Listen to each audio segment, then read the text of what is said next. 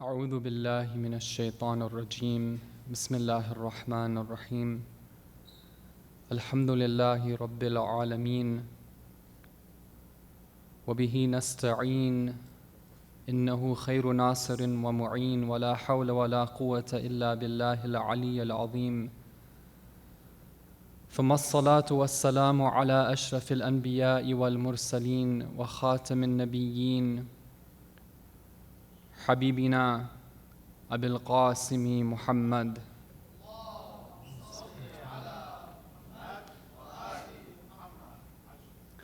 وعلى آل بيته الطيبين الطاهرين المعصومين. My brothers and sisters in Islam and Iman, Salamun alaykum wa rahmatullahi wa barakatuh.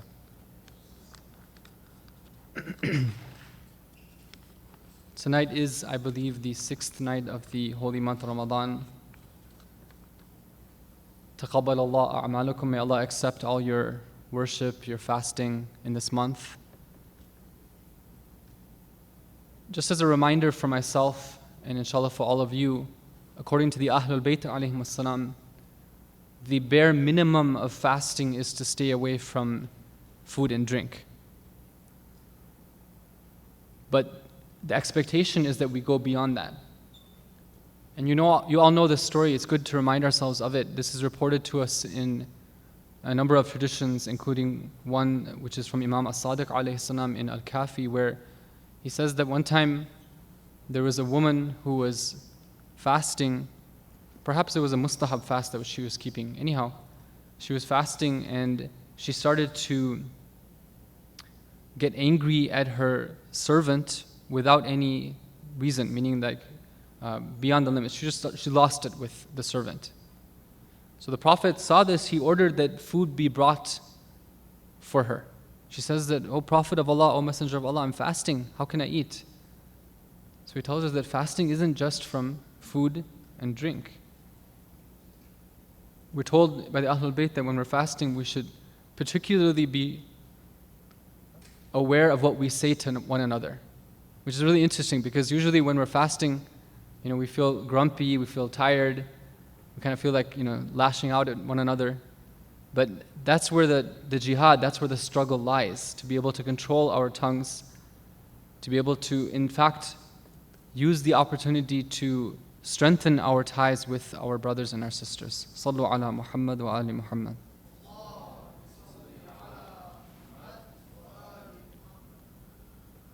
I just wanted to recap some of the highlights of the topics we've been discussing until now. The overall theme is the revolution of the self or the soul. Anyhow, revolution of the soul, of the self, same thing. And we started out by first talking about how it's important that we connect this to God. And how if we want to rediscover ourselves, have a rebirth, we have to understand and appreciate the presence of God in the universe. And we talked about the way that Imam Rida alayhi salam taught us to do so by reflecting on the system of creation and how everything eventually goes back to an origin, which is Allah. And then we started talking about some of the false gods that people worship and cling to in our society. Because if we want to be able to hold on to the rope of God, we have to let go of the ropes that we're clinging on to from these false idols and these false entities. And the last couple of nights we've been talking about one of those entities, which is the false notion of progress and technology. And we talked about how technology and one of the manifestations of that, which is social networking, that's not something which is purely innocent. That we as Muslims have to be careful and be aware of how we can be duped by these things as well too. We shouldn't just assume that they're always good for us. No, there's different conditions, and we talked about that. Tonight, inshallah, with the help of Allah, I'd like to go into a different subject. And this has to do with popular culture and the media. I want to talk about the artistic production of our society, things like movies and music. How do we interact with that? What can we understand from that? And I want to start out by first asking you a question. Are you aware of what currently is the highest ranking video on YouTube for the most number of hits? Right? I think many of you are probably aware of that, but recently there was a video that surpassed the 1 billion mark, meaning more than 1 billion people have seen this video. Now, I'm not encouraging you to go and see what this video is. Okay, I'm using it as an example to illustrate a point. Basically, every culture has a form of art. Every society has a form of art where they put together their creativity to come up with something which is beautiful and attractive, and people go and look at it. Some people, in different times, you had different forms of art that different peoples were good at. For example, during the time leading up to the revelation of the Quran and the coming of our Prophet, as you know, the Arab society, their form of art was poetry. But you had different forms as well too, paintings and sculptures and other things.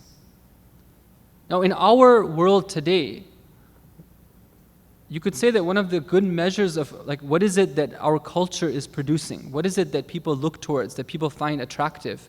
One good measure is just this, that what is the most highly viewed video on YouTube? And if you go and see what this video is, it has to do with some guy who is jumping around like a horse, like he's riding a horse. Okay, and I don't know if you guys know what I'm talking about, but he's jumping around like he's riding a horse, right? There's scenes of different sorts of sexual sort of connotations, and it all has to do with a conversation. It has to do with the dialogue of it. The context behind that is how he wants to meet a particular woman and make her his girlfriend or something like that. Okay, now for some reason though, this video has gone viral and it's become something that everyone is attracted to. Now, we as Muslims, we are not immune from the effect that media has on us, things like movies and music. And for many believers, it's very clear. They know what the rules are. They know that, okay, there's some area which is haram, which is to be avoided. There's some area where, it's better to stay away from it. And there's some area which is totally okay and actually it can be beneficial when it comes to things like movies. But sometimes our problem isn't that we don't know what's right and what's wrong. Even though we know it, we still find ourselves attracted to it, and we're influenced by it as well too. One of the believers was talking to me last Ramadan, and she was saying that, look, everything else that God tells me to do, I'm right there. When it comes to the prayers, the fasting, the dress code, eating halal, respecting my parents, getting a halal income, all that's there. But there's one thing that I cannot find that resolve within myself to get rid of, which is the addiction that I have to listening to music. It's something that is just, I find very difficult. I'm very attracted to it, and that's something that's within my soul. That's what she's saying. And similarly, other forms of attractive things for believers that they're plagued with. They don't know how, they can't find that resolve within to get out of it. Sometimes it's not music, sometimes it's porn. Pornography is unfortunately an issue which even Muslims have to deal with as well too, an attraction to pornography. And inshallah, some other night, if we get a chance, we'll talk more about pornography. But tonight I want to talk about this concept of being attracted to a form of art. What is it that what is it that we would consider something to be attractive? This is something that, again, I'm posing this to you as a question. What makes something attractive? if you think about it and ponder upon it, you'll see that that which is attractive, something that we find, something that we want to view, we want to engage with, is something that has to be beautiful. And so tonight I want to focus on this topic of beauty. What is it that is beautiful and what is it that's not beautiful? First of all, we have to say that all human beings have an attraction to beauty. And this is something that we're born with, that we don't have to be taught, that can never leave us either. And it's always been there in all societies, all peoples. Everyone throughout time has always been attracted to beauty. They want to produce beautiful things and they're attracted to beautiful things as well too. They have a sense within them that tells them, okay, this is beautiful and this is ugly. For example, if I take you to a beautiful garden where there's flowers and there's beautiful plants and trees, right? It'd be hard to find somebody who would not say that this is something which is beautiful, because within them they're wired to understand that, hey, this is something which is attractive and this is something which is beautiful. Different colors, different objects of nature, human beings, and especially certain types of human beings, certain figures, all of these are things which we're wired to understand and appreciate as having beauty. But beauty isn't something which is so simple. It's not the case that we can just say that, okay, everything is either beautiful or it's not beautiful. Because when you start to think about it a little bit more, then we start to see that it's a little bit more complicated than that. If human beings were just, and if we just existed in the material dimension, if we just had our body, and all we consisted of were our five senses. If the only thing we could do is we could hear and see and touch and smell, etc. Then our notion of what's beauty would be very simple. It would be that which pleases our senses, that which appears to be beautiful, that which sounds beautiful, that which tastes beautiful, that which feels beautiful, for example. But because we're a little bit more sophisticated than that, we have another dimension to us, we have a soul as well. Therefore, our understanding of what's beautiful and what beauty is also more sophisticated as well. Let me give you an example. Suppose that tomorrow it rains outside, okay? And let's say that somebody is playing sports, has signed up for outdoor sports, okay, and tomorrow they have like a big match lined up for them, all right?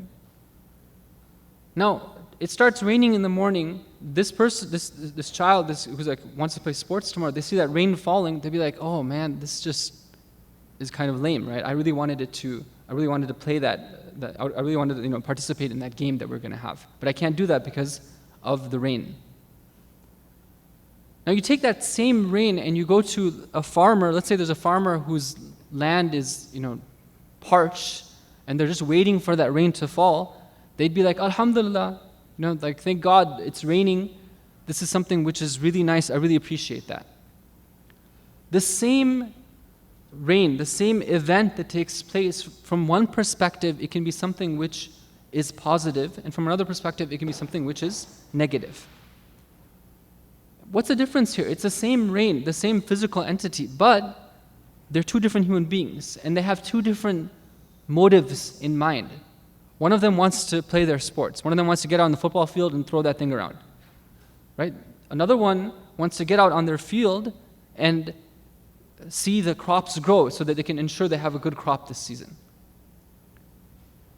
The same thing can be interpreted in two different ways. Let me give you another example. Brother Adil, who's taking me around these days, has a big car. I don't know if you guys have seen it, right? And this car is, in some ways, very beautiful. Okay, it can go fast. It, we can see above the heads of the other small little, normal cars that are around us, right? It gives us a sense of like, hey, I'm big and important, right? It has all the features and everything as well too. So from that perspective, as somebody who is just there for a good ride, it has a good AC as well too, right? In these hot days, we really need that. It's something which is good, it's beautiful. But if you take that same car and you give it to somebody who, let's say they're tight on their gas budget, okay? What would they say? They'd say, okay, this same vehicle right here, yeah, it might have all these bells and whistles and it's big and huge and everything, but for me, it's the worst type of vehicle I could possibly have. I have no attraction to that thing. Take it away from me. Because it just sucks gas like, it just drinks it down. Right? The same thing. Why? Because you have two different individuals and they have two different motivations, two different purposes in mind. I think you see where I'm going here. What I'm saying is that as human beings, we're sophisticated. There's more to it than just the apparent, the first blush, the first view of something. It's not just a matter of something appearing, for example, in a symmetrical sort of way with the right amount of, like proportions and, in the case of a car, like the right type of engineering. No. There's something that goes beyond that as well too, and it has to do with something that's not material. It's our motivation and our purpose. Now, the question that we have to ask ourselves is, what should our purpose be? As human beings, what are we supposed to be striving for? How can we measure whether something is good for us or it's not good for us? And this is something that Allah and the Prophet and the Ahlul Bayt, they wanted us to think about. Like Allah says in a verse in the Quran, He says, "Aina tadhhabun?" Right? Where is it that you're going?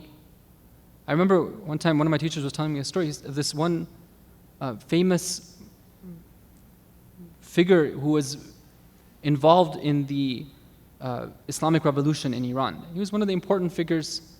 He was a very special person. And eventually he became a shaheed. Anyhow, he said that this person had a lot of nice sort of traits about him. One of the things that he used to do is right on top of his door, he put a sign up, and on that sign he had this ayah of the Quran written, which is "Aina tadhhabun?" Where is it that you're going? And every time he would leave his home, he would see that and he would reflect on it. Not, of course, it's not a simple question. It's not just saying that, where are you going? Well, I'm going to the grocery store. I'm going to school or something. No, where are you going? Like, what is it that you're striving for in life?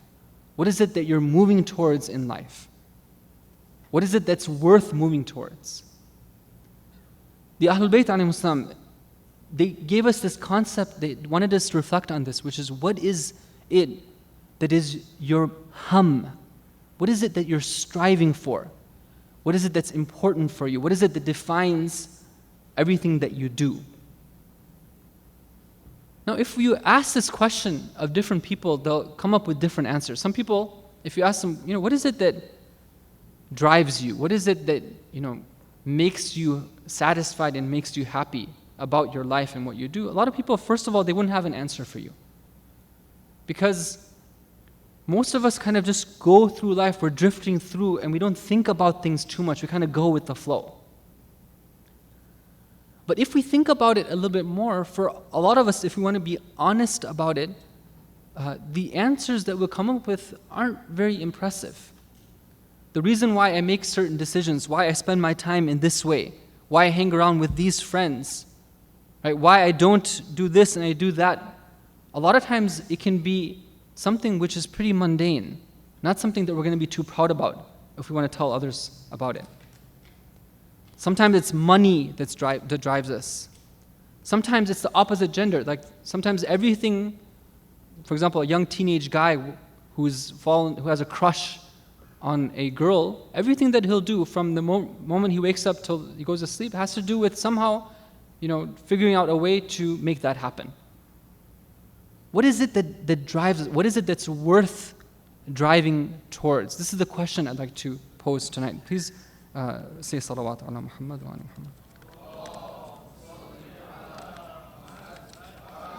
Muhammad.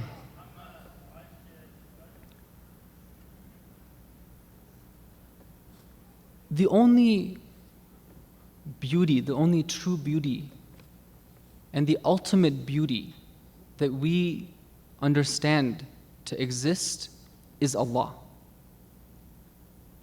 Everything else, every other beauty, everything else that we would find attractive is something which pales in comparison and cannot even be compared to Allah. And so the main point I want to convey tonight is this right here, that as we're searching for what is it that's truly beautiful, what can we define as being beautiful? It's that which is associated with Allah and the religion of Allah. Why is that? Why is it? And this is the important point, because a lot of us know this, but we haven't come to appreciate it. We don't really believe it. Sometimes the way that Allah is introduced to us is that He's a being who's very scary. He's a being who we need to kind of run away from. And from one perspective, we do need to be scared about Allah. We need to be scared of our actions in His presence, because He's given us so much, and we have no excuse to fall short in His presence and knowing that He's always aware of us. But this is not fair. If we just limit ourselves to understanding Allah as a scary entity, then we'll never truly appreciate what it means to be a believer and to have a goal in our life, and making that goal be Allah. Look at what I just wanted to see. What are the Ma'asumin alayhi wasallam? What do they say about Allah? Let me just quote you some lines of how they see Him and how they define beauty. This is from Imam As-Sajjad alayhi salam. He says that in one of his munajat, one of his whispered conversations with God, he says, "Oh my God, kayfa ansaka wa lam tazal dhakiri." How can I ever forget you when you are always remembering me? وَكَيْفَ أَلْهُ عَنْكَ وَأَنْتَ مُرَاقِبِي. How can I turn away from you and stop remembering you and be distracted by something other than you while you're always watching me and taking care of me? You got my back. Okay, this is one of the just one line which tells us a little bit about how they viewed Allah.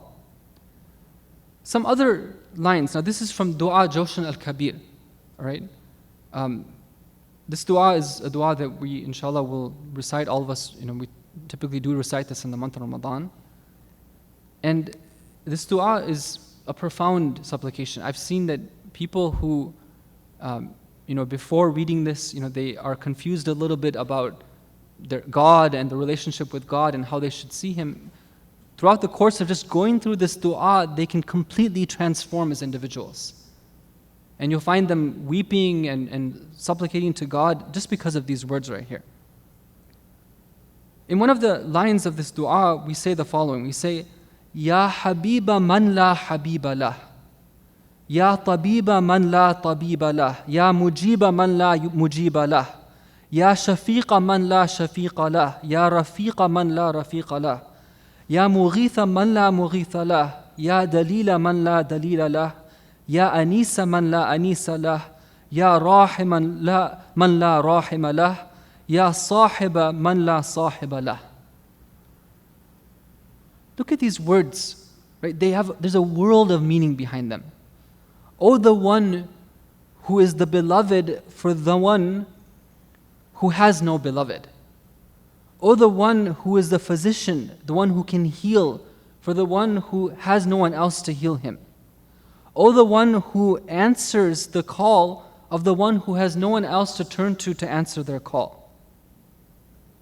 Oh, the one who is the companion for the one who has no companion.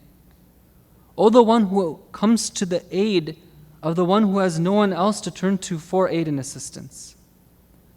Oh, the one who is there as a close companion for the one who has no close companion. Oh, the one who shows mercy and compassion to the one who has no one else to show compassion and mercy to him. In another part of the dua, we say the following. We say, Ya man adhhara al-jamil. Oh, the one who displayed the beauty. Right? Where does all this beauty come from? If you go to the beauty that lies, let's say, in nature, or the beauty that lies in a human being, you ask, well, did you yourself come with this beauty? Or is it the way that you're created? Well, if you are created in this way, then how beautiful the Creator must be.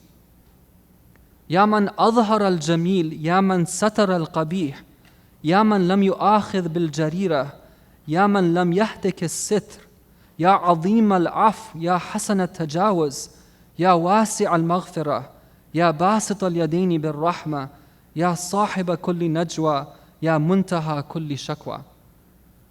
O the one who is vast in his forgiveness, O the one whose hands are open in giving and distributing his mercy, O the one who is there to listen to all of our whispered cries, O the one to whom all of our complaints are directed.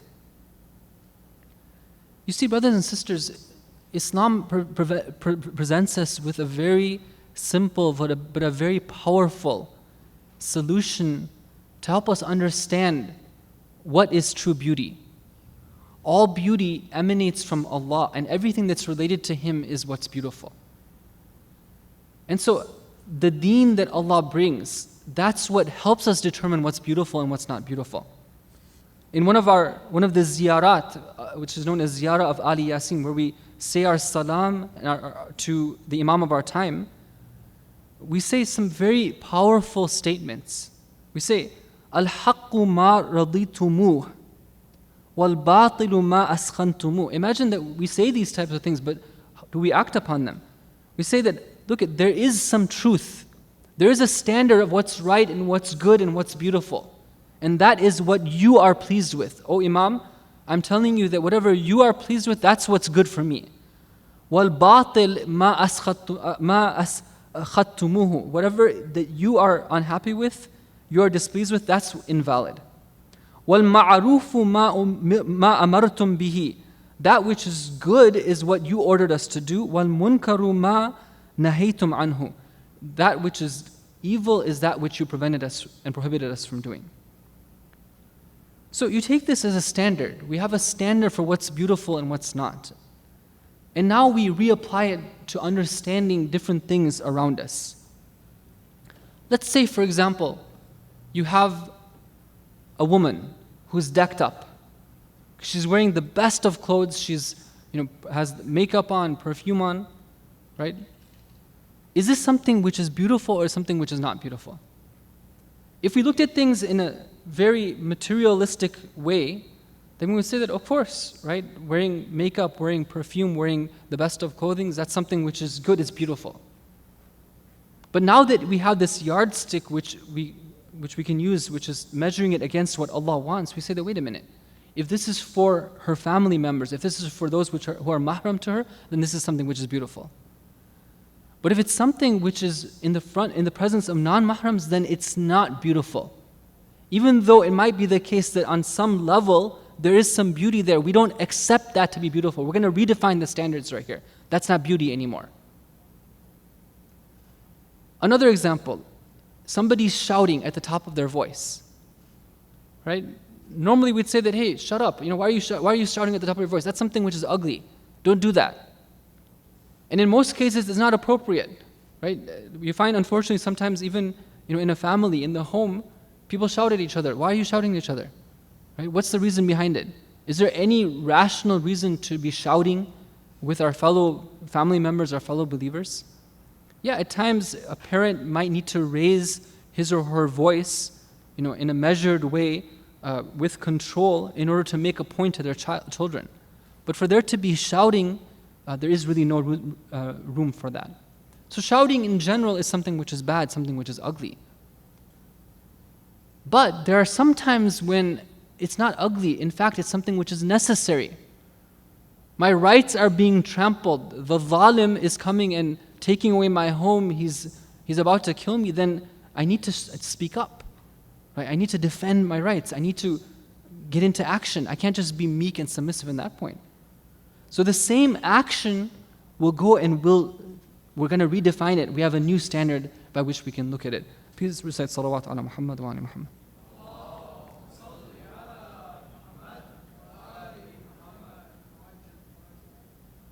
So as we draw to the conclusion here, brothers and sisters, the point I want to convey is that our standard for beauty and what is attractive has to be more sophisticated. We have to use a yardstick that God gives us, which is His religion. And we have to realign ourselves with that. We have to tell ourselves that, when we're going out in the streets, we see people openly sinning. And we should say, wait a minute, this is wrong. This isn't the way. They were created for something better than this. We should feel that within us, not just be jaded towards this type of thing. And the same thing applies when it comes to movies and different forms of art and music as well. It might be the case that the soundtracks is something which is appealing to me. But the same thing, I have to realize that there's a standard out there for what's beautiful and what's not. Okay, this guy's jumping up and down like he's riding a horse, right? And that makes me want to do the same thing. Wait a minute, I'm a human being. Right? I'm supposed to have a little bit more dignity than that. I have to know how to carry myself with dignity. I'm supposed to be the ashraful makhluqat, the most dignified of all the creatures. Is it right for me to be jumping up and down like that? Is that something which is admirable? Yeah, it might be funny, but it's not something which is appropriate given what the deen has to offer me. Inshallah, this is a discussion that I'd like to continue on, if Allah gives us tawfiq, in the future nights, where we'll look a little bit more at music and the nature of music. But the important thing is that we keep in mind this fundamental point, that we human beings are attracted towards beauty. So we need to really understand what is beautiful and what is not beautiful, and realign our attraction accordingly. I want to just end now with, again, a remembrance of the Ahlul Bayt alayhim salam. Our discussion has been regarding beauty. And according to one of the respected scholars, when he was talking about this concept, he said perhaps the most profound explanation of this concept can be found in what took place after the incident of Ashura. As you know, the prisoners were taken as captives. The Ahlul Bayt are now captives. They're being marched along towards Kufa on the orders of Ubaydullah ibn Ziyad. And among them are the women folk of the Ahlul Bayt alayhim salam. As they get to Kufa, you can imagine the humiliation. You can imagine what people are saying as they see these people. They imagine them to just be captives who have revolted against the government of the time. They are bound up together. They are taken to the court of Ubaydullah ibn Ziyad. I don't know what kind of scene that must have been and how they could have bared to see what it was that he was doing to that sacred head of Abu Abdullah al-Hussein alayhi salam. It got to a point that there was a companion there, an old companion of the Prophet, who spoke up. He said that, Ubaydullah ibn Ziyad, how can you do this with your cane? Don't you know that these same lips were the lips that were kissed by the Prophet, the Messenger of Allah? Ubaydullah ibn Ziyad saw that among the captives there was one woman who stood out, and he asked about her. They told him that this lady is named bint Ali.